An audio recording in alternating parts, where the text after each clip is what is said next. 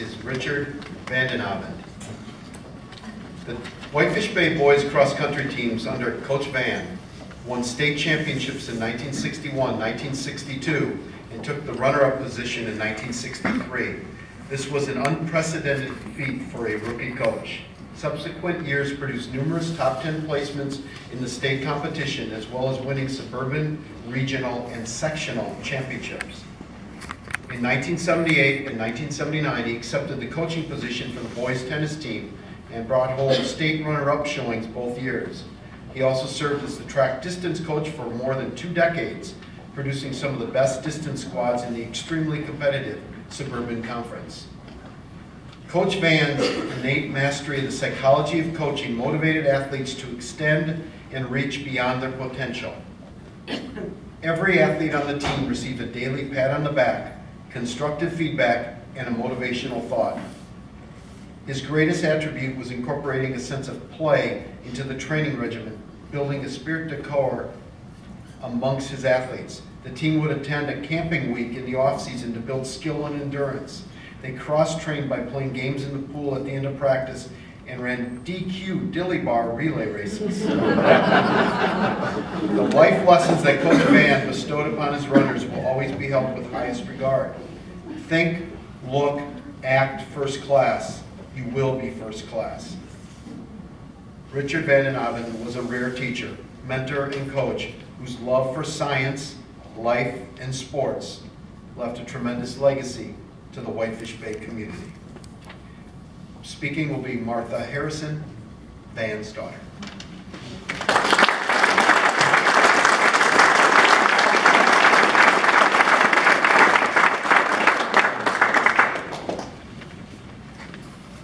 On behalf of our family, my father's sister Patricia and my brother Andy and sister Kate, all of the grandchildren and great-grandchildren, I accept this posthumous honor on behalf of my father, Coach Van.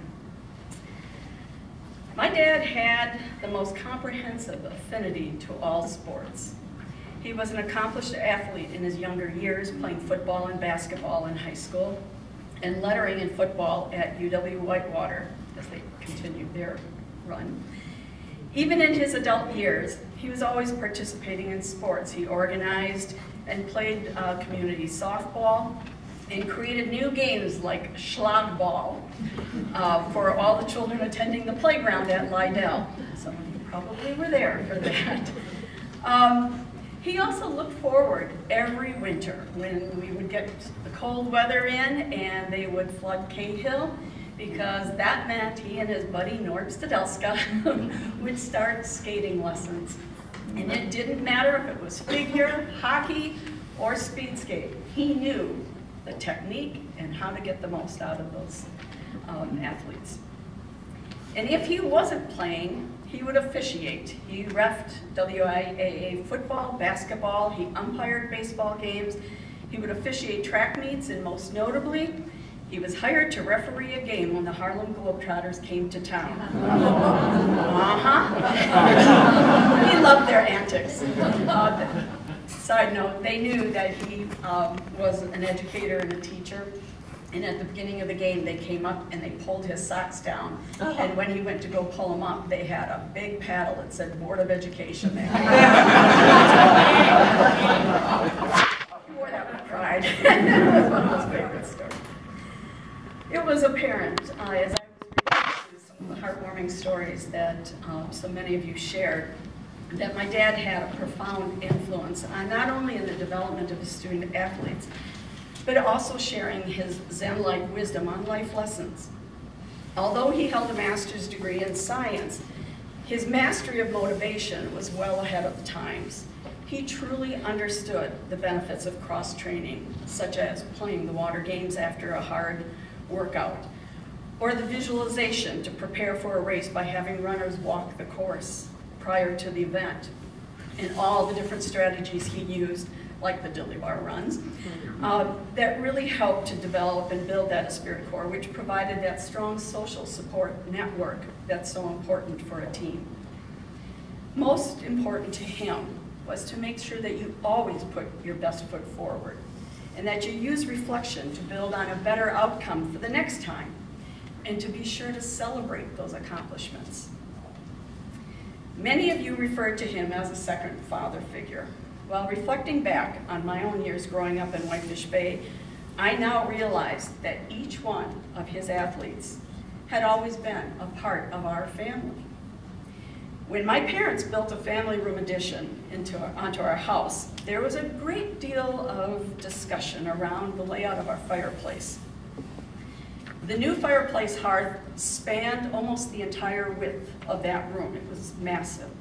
By the way, all the large rocks that were used to construct the wall were samples that my brother and my dad had collected on all of our vacations, and they were pretty amazing samples, being an earth science teacher. Now my mom, being a floral designer and owner of Bay Floral and an artist, she wanted the mantle to be a solid panel that she could mount her creations for display. My dad just wanted a shelf that would go across the entire wall. So they agreed on a compromise, and Mom got her wall panel over the actual fireplace, but Dad got his shelf on the other half. Every single accolade, trophy, gift that was given to him by his athletes were proudly displayed in our family room for decades.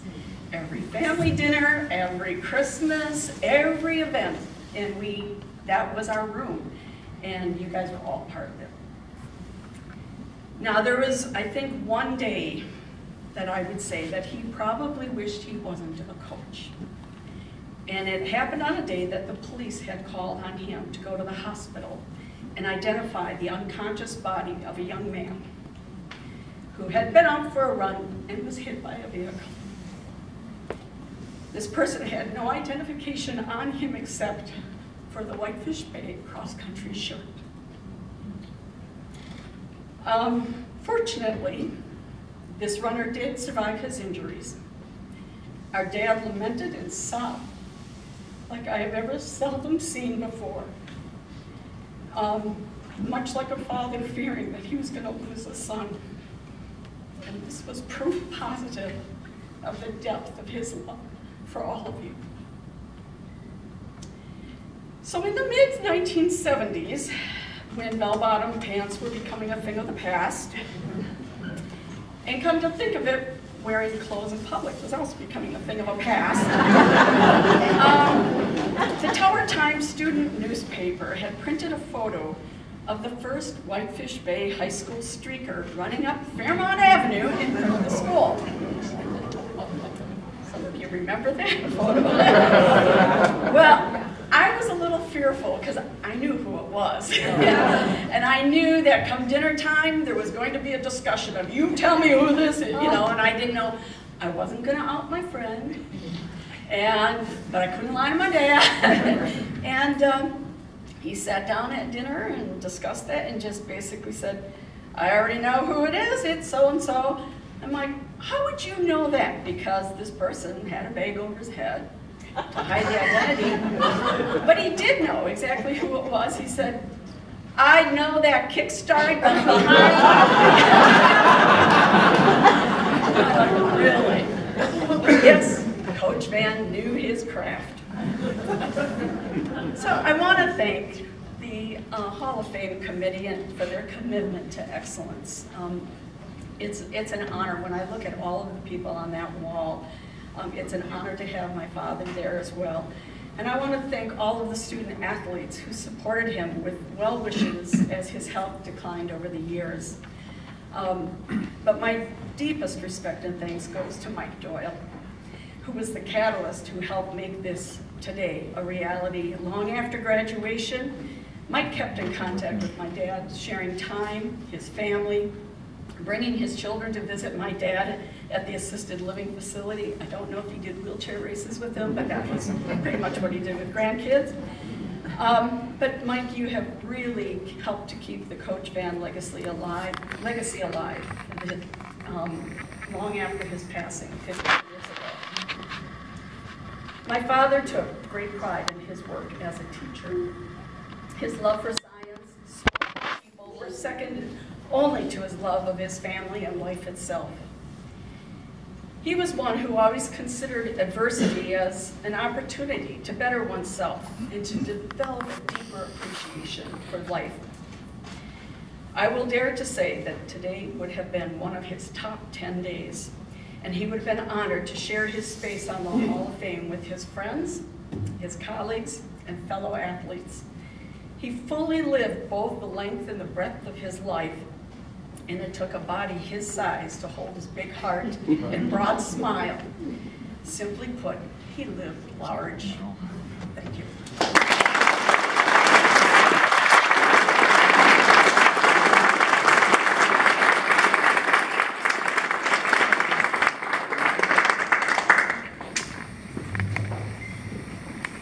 Thank you. Well, this concludes our ceremony. Thank you to our 5 inductees today. A couple notes, all the plaques, if you have not been out, they're out in the Fieldhouse lobby, all the plaques.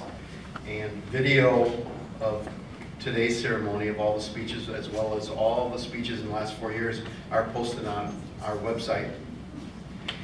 I would ask all the inductees or the representatives to step forward. We're going to have a group photo taken with the backdrop. Finally, thank you for attending, and leave here with a strong feeling of Duke pride. Thank you.